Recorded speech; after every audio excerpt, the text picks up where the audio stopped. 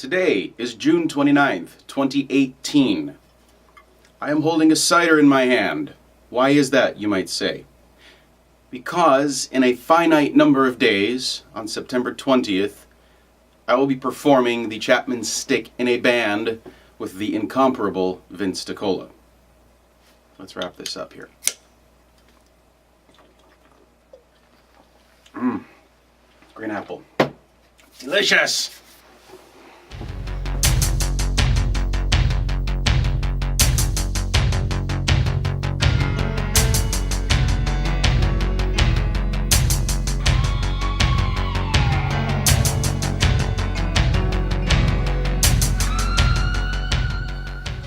My wife, actually, was the first one to find out about the DiCola gig by looking on Facebook, which she does a much better job of than I do, and telling me that this gig was taking place on September 20th.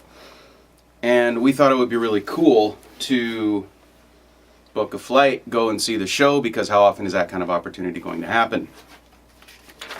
Fast forward to a couple of days later, sheet music. Fast forward to a couple of days later, I got an email from Mr. DiCola himself, and it basically said that he's doing this gig. It is a two-part gig, 2-hour gig at the Whiskey A Go-Go in, I think it's West Hollywood, and his new prog band Saga Star will be doing their debut set, which is awesome and debut-y. And then the second part of the email was a question asking if I would at all be interested in flying down and participating in 3 days of rehearsals and being a part of the other half of that set, whereupon he will be celebrating music from his movie, solo, and video game careers. I don't think I even got to the end of that email before I was already wanting to respond yes. And both emailed and called him, shortly after which he emailed me back with a variety of MP3s of all of the music that will be performed and a stack of sheet music, an incomplete stack of sheet music, but very thorough nonetheless. This is I accordioned them all out because I am a nerd and I can do that. So that if I were to put them on a large surface, like say Taft over there, I could stand and view the music while I am playing along to hilariously difficult songs. In addition to that, for the purposes of this performance, I will be bringing down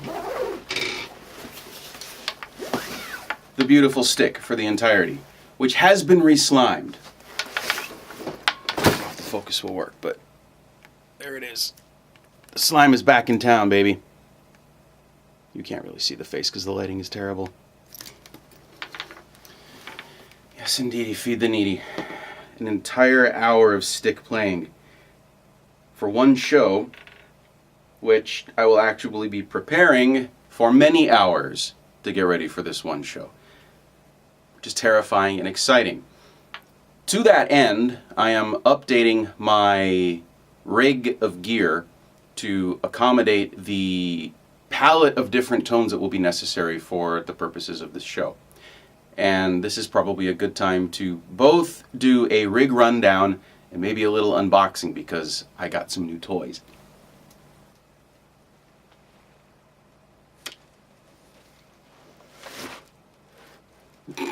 Couple new toys! I haven't decided if I'm going to speed through all of these unboxings or not, but let's start with the actual, hold on. So this is the rig as it stands right now. This is my Ampeg SVT-AV 700 watt beastly thing that I have plugged into a GK Neo 4x8 cabinet on casters because I am only so insane and I like my back. By itself, this is a delicious beast of basery. However, because I am never content with deliciousness solely, I've made a couple of tweaks to it. My original setup has always been, for quite some time, not always because it hasn't always existed, but the original EBS Billy Sheehan signature drive pedal, which is actually basically a 2-channel preampish type of deal with a clean channel and a loop channel, or I'm sorry, a clean channel and a dirty channel, both with send-in returns. And what I was doing when I was originally setting up this gig was I had in the dirty channel, which has variable volume and tone, I was running it out to an old Danelectro Cool Cat guitar chorus pedal just for the purpose of selectively distorting the dirty channel of this bad boy. There have been some changes since then, although I am sticking with this beautiful Sonic Research Turbo Tuner ST200 because I just love this thing and it makes big circles when I'm tuning. I'll show you later. This is the fun part, the unboxing of things. I kind of went a little crazy. I feel a bit like Sixto, and I'm not even remotely as talented as he is. But we're going to go through this anyway. Let's start over here and see what we've got. Why am I doing this one-handed? Oh, because I'm crazy. Okay. What have we here? Yes! There it is! The EBS Octabass. I will explain what this is for in just a moment. It occurs to me that I probably should have blocked out all of the addresses on these things. Maybe I can go and do that later. I don't know. Or maybe I'll just speed it up so fast that nobody can actually tell. Oh, this one's going to be a feisty one, eh? There we go. Give it. Okay. It's wrapped. There's paper. All right. How are we gonna do this?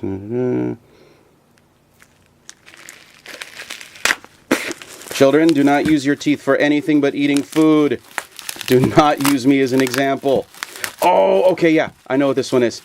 This one is, oh, that makes a satisfying pop. Oh, listen to that. Yes! There we go. This is a SaturnWorks latchable and momentary kill switch. I am so happy I got my hands on this. This too will be explained momentarily. This one's actually pretty self-explanatory. It is in its original packaging, because that's the kind of thing we do. It is a power supply. It's power supplies. What? What is this? It's actually a multi-power supply for several pedals. It is not isolated, which Sean, Ale Sean, told me may or may not be a big deal. I'm not actually too worried about that for now. I may eat those words later. But for the time being, the big deal is that the what am I talking about? The power brick itself is able to accommodate a variety of different voltages. So what we have here is beautiful focus. There we go. Oh, beautiful. Not bad for a 7-year-old camcorder. It takes 18 volts in, and it does 9 volts out on 7 different channels at 100 milliamps, one 9 volt at 500 milliamps, and then a 12 volt out and an 18 volt out. The 18 volt is the big deal for me because that old Danelectro literally has 2 9 volt batteries inside of it, and it needs 18 volts of juicy input, and I never got around to getting a power source for it, so I've been burning through batteries on this thing. So this power supply comes with fabulous ratings, and nobody complains about noise introduced into the signal, so I'm hoping that that will be the case as this goes forward. Now this one is the one that I am probably the most excited about. My unboxing food needs a little work. I am not Glenn Fricker, and I don't have the same studio setup that he does, nor do I have all the cool lights. Oh, here it is! Oh my gosh, oh my gosh, oh my gosh, oh my gosh, oh my gosh. Yes! EBS Billy Sheehan Signature Drive Deluxe, the V2. And the reason I'm really excited about this, oh, there it is. Oh. I wish I had smell-o-cam on this. Oh, new toy smell. There it is. So, like its predecessor, It has the on-off, and then your clean tone, which is just the regular bass, is volume controlled over here, and then the dirt channel is controlled over here, which is completely variable. You can go straight clean, or you can go straight dirty, just like the old one, and then you can adjust the level of drive, and then it's a sweepable EQ, like mid-rangey kind of thing, where you can decide what tone you want. In addition to that, you have 3 levels of compression: off, and an internally adjustable medium, or a high, which is preset, and then you can invert the phase between the dirt channel and the clean channel for an effect, which most people don't do, but I might try it anyway. But this is the cool part.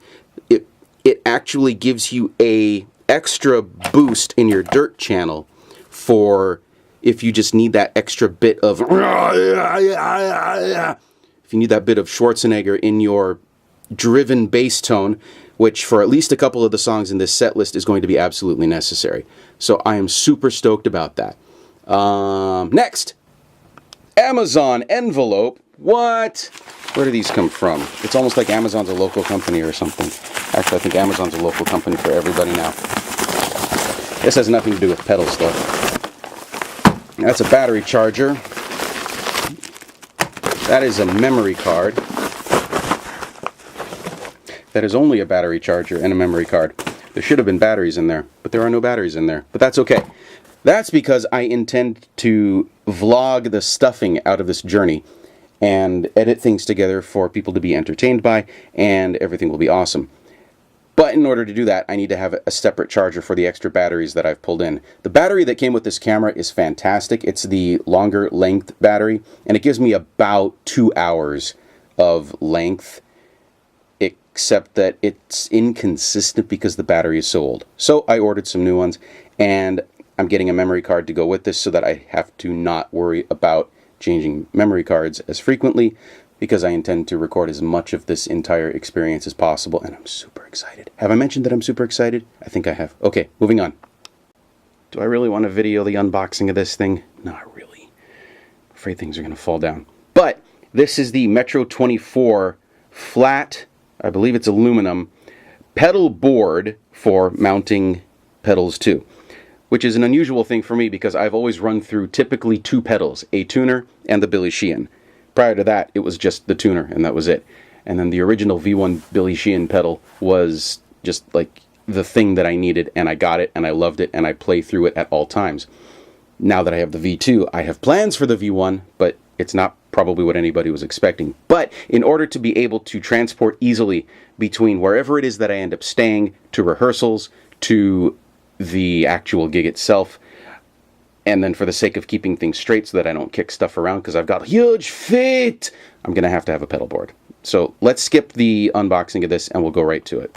For what it's worth, that other box actually served a fabulous purpose. It contains now all of the other recyclable materials that I can take to my recycle bin in a neat and concise box. Right there. Just all right in there. Fabulous. Now, here is the actual thing, which of course is taped. I'm not going to use my teeth on this one because I'm running out of teeth. Fierce! Okay. Is this tied up? Yeah, it is. Oh, that sucks. Okay, here we go. Oh, that was nice. That was anticlimactic.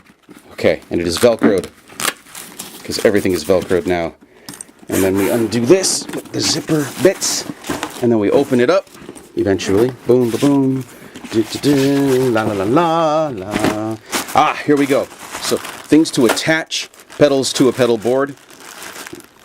A shoulder strap, a variety of zip ties. There's the shoulder strap. The variety of zip ties and Velcro.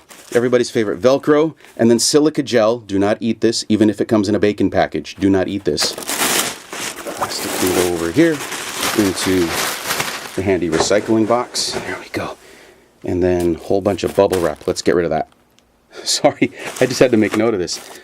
All of the silica gel packets. I could build a studio window with all that stuff. There it is, the pedal board. Makes a dull clang. Says Metro 24 on this side.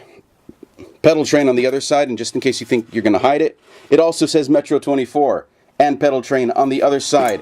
There is no hiding it unless you cover it with black electrical tape. And why would you? Because really, branding is everything. Let's see if we can find a way to assemble this bad boy and maybe speed that up a little bit.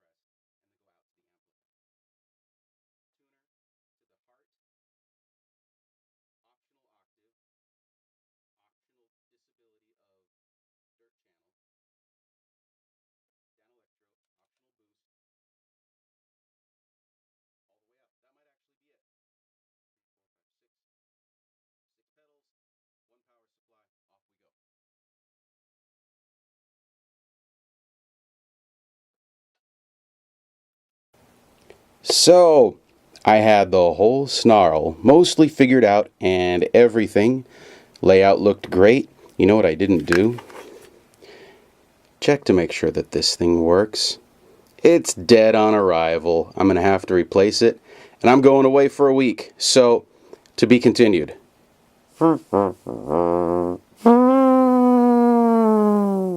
Wait! There was an inverter attached to the power cable when it arrived. I didn't notice that before. Oh, look at that! Okay, back to the drawing board. Okay, power systems go. Let's see what we got here. Boom. Boom. Boom. Boom. Boom. Boom. Sweet. That gap over there is where the wireless receiver will end up going when I figure out how to get an extra set of power over there. But yes, that is what's going to happen over there. Okay, let's test this thing out. Okay, let's see how this thing sounds. I'm mostly in tune. There we go. Nothing's going to happen because amp is on standby.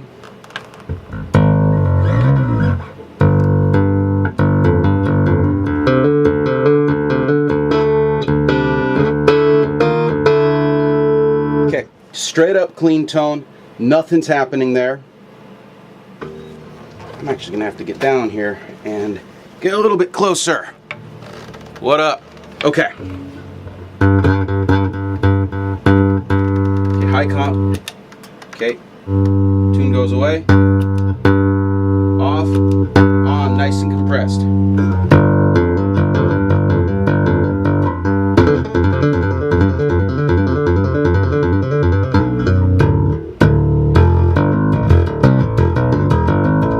Okay. We want to, let's see.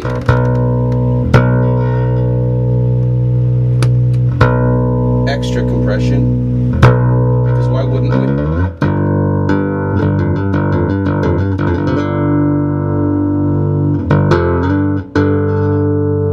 Sweet. Okay, now let's figure out what's going on with the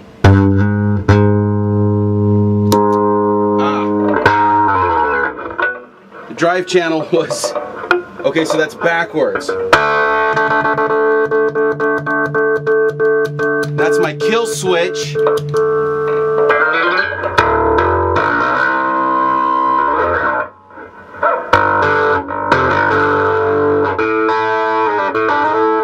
It's a little thin. Okay, let's. I don't want quite that much. There's the sweeping tone.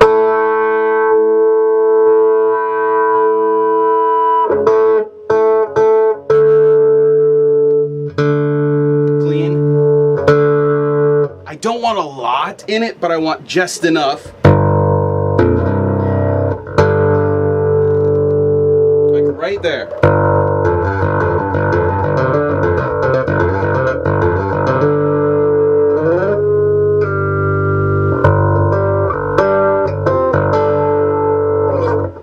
All right.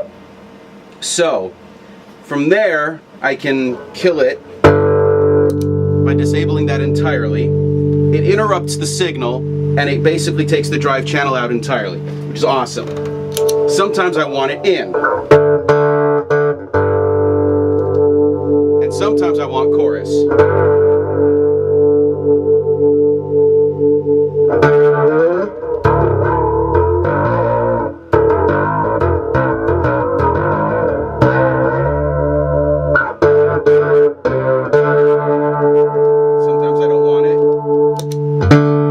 I just want the clean tone. Makes it very easy to jump back and forth.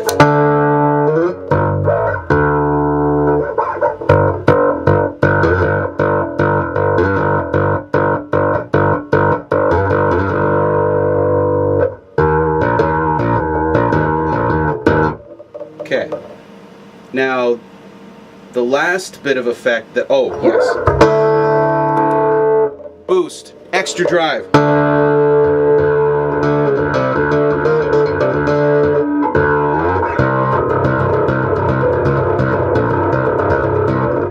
Have that if I want it. Only gonna need it for like one song. Now let's mess around. Let's take that off and go back to the regular clean tone.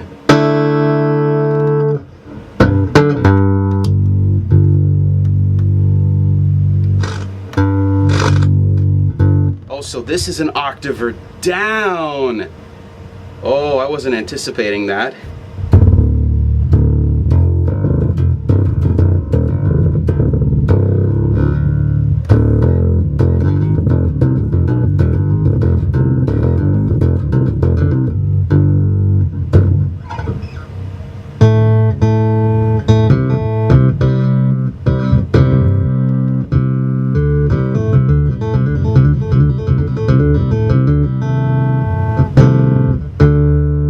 Okay, so that's an octave down.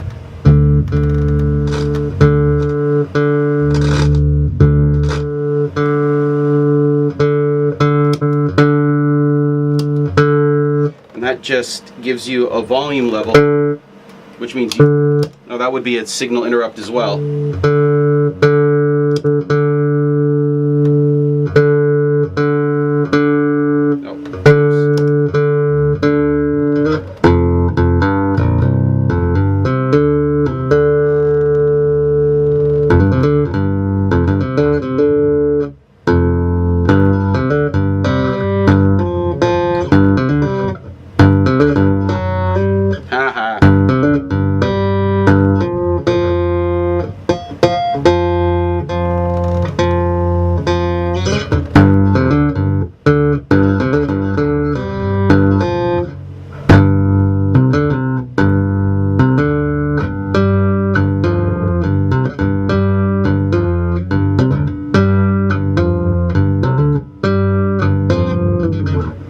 Okay, so that's an octave down. That is not what I anticipated, which I don't know why, but I was actually expecting that this was going to be an octave pedal that would give me the opportunity to pitch up. So I may have to reconsider that particular pedal, because there's a section that I want to have an octave up from the low channel. And it's that progression, because I want to add the octave on top of it. So I think what I probably need is like, I don't know, either a pitch shifting pedal. I have a micro pog that I bought from Chuck a while ago. I might have to look into that. But in the meantime, that's my setup. There it is.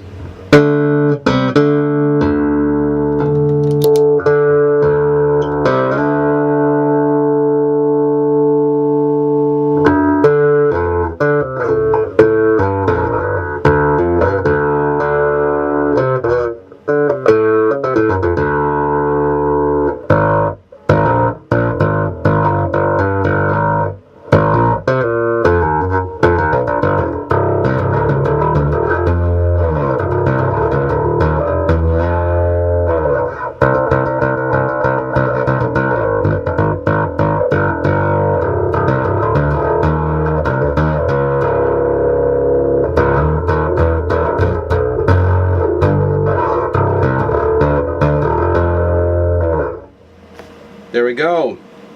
There's the rig. Hot diggity. Alright, so basically I've got access to the clean tone, the dirty tone, the chorusy tone,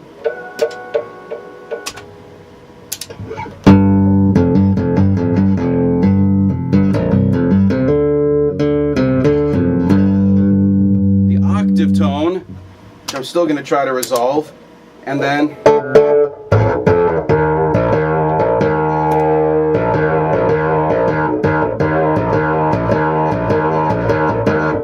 the super boosted tone, and then I can mute the entire thing by activating the tuning pedal. That's the rig rundown. Now the adventure really starts.